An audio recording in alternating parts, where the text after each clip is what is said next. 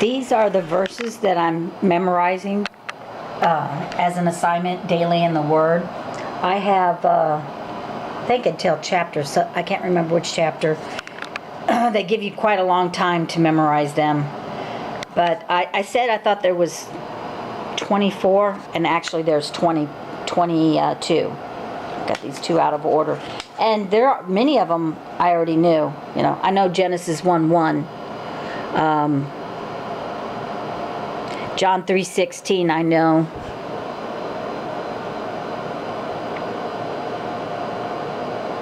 I know 1 Corinthians 15:3-6 already.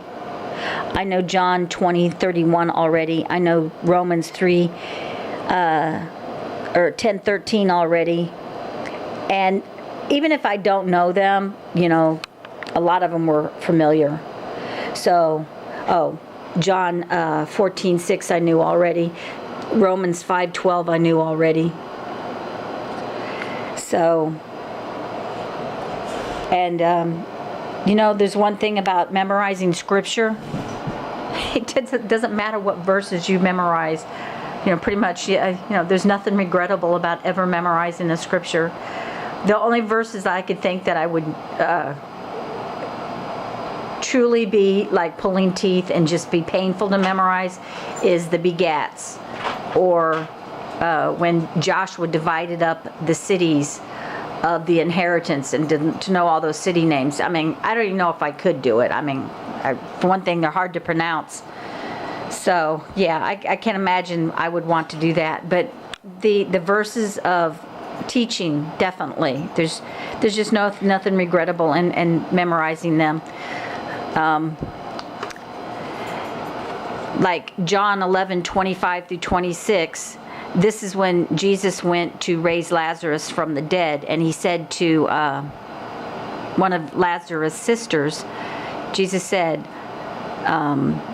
in John 25, Jesus saith unto her, I am the resurrection and the life. He that believeth in me, though he were dead, yet shall he live. And whosoever liveth and believeth in me shall never die. Believest thou this?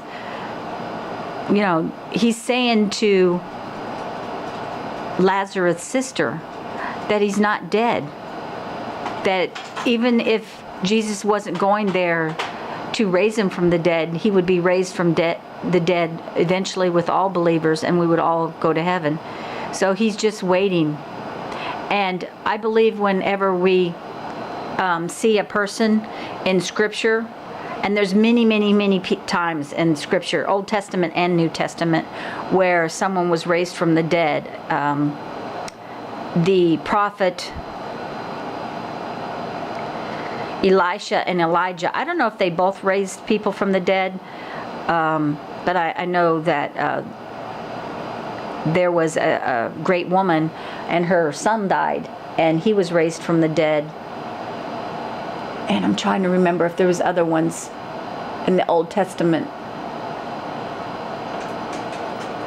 But those that were raised from the dead, they were always born again Christians, because I don't think for a minute that God would call a soul from hell and put them back in their bodies, you know. So they were always Christians that were raised up, and they were just simply their body was healed, and they was given more time in their body. And I think that God knew that they were going to, God knows everything. So when they died, I think they never woke to consciousness to heaven, because how cruel would it be to take someone who's in heaven and put them back in earth in this body of sin. So I don't think they were ever aware of heaven. I think they were left in unawareness. Otherwise it would be just, you know, as soon as they were alive, they would start yelling and screaming, why did you bring me back? Are you crazy? I want to go back to heaven. And well, I could be wrong, but it's my theory. And that might totally be from the pollution of the Star Trek episode, where they go into this vortex where everything is perfect or whatever, and that's the pollution of the world. So I guess I shouldn't have said that. I will start this again. I shouldn't have said that theory.